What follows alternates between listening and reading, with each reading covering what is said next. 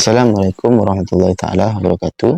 Langsung saja kita bacakan pertanyaan dari akun Google Ujang Rifki Rifki Rifki 2507. Ini pertanyaan ada di 8 bulan yang lalu. Langsung saja ya. Assalamualaikum Pak Ustadz. Mau tanya. Mayit meninggalkan suami. Oke. Meninggalkan anak perempuan ya. Ada anak perempuannya, meninggalkan cucu perempuan dari anak laki-laki. Oke. Bintu ibin berarti anak laki-lakinya udah nggak ada ya. Yang terlebih dulu meninggal. Ini meninggalkan cucu perempuan dari anak laki-laki yang terlebih dulu meninggal. Gimana pembagiannya? Kalau terlebih dulu meninggal, ya maka nggak dapat warisannya. Kalau sudah meninggal dia. Tapi kalau dia meninggal setelah, tentunya di sini tadi mayit ini meninggal, dia punya cucu perempuan dari anak laki-laki. Mayit meninggal, ya kan? Nenek berarti ini, nenek meninggal. Maka cucunya dapat. Karena waktu nenek ini meninggal, cucu itu hidup. Walaupun disebabkan lambat bagi warisan, cucu ini pun meninggal. Ya kan? Sebulan setelah itu, karena tidak langsung dibagi, cucu ini meninggal. Maka cucu ini tetap dapat. Karena dia waktu neneknya meninggal, nenek atau kakeknya wafat, dia hidup. Tetapi kalau ini kakek dan ini cucu ini belum meninggal, kakek ini hidup. Ketika kakek ini meninggal, cucu ini udah nggak ada.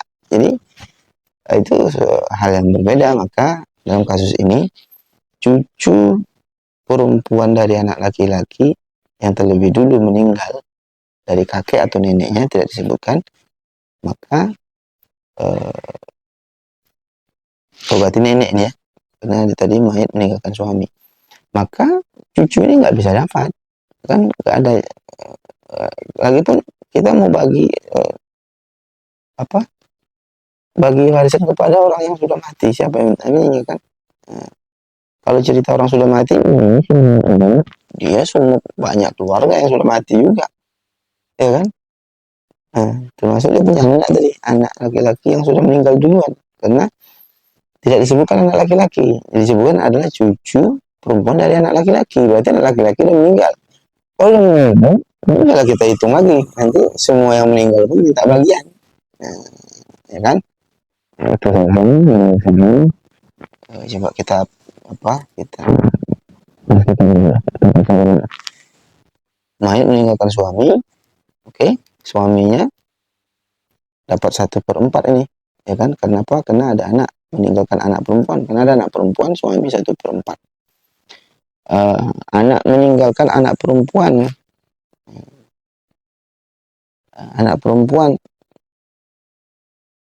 anak perempuannya di sini 1/2. Anak perempuan 1/2.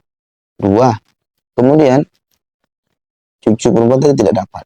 Oke, berarti sekarang ahli warisnya ada 2 orang, suami 1/4 dan anak perempuan 1/2. Maka kasus ini akan terjadi harta akan bersisa.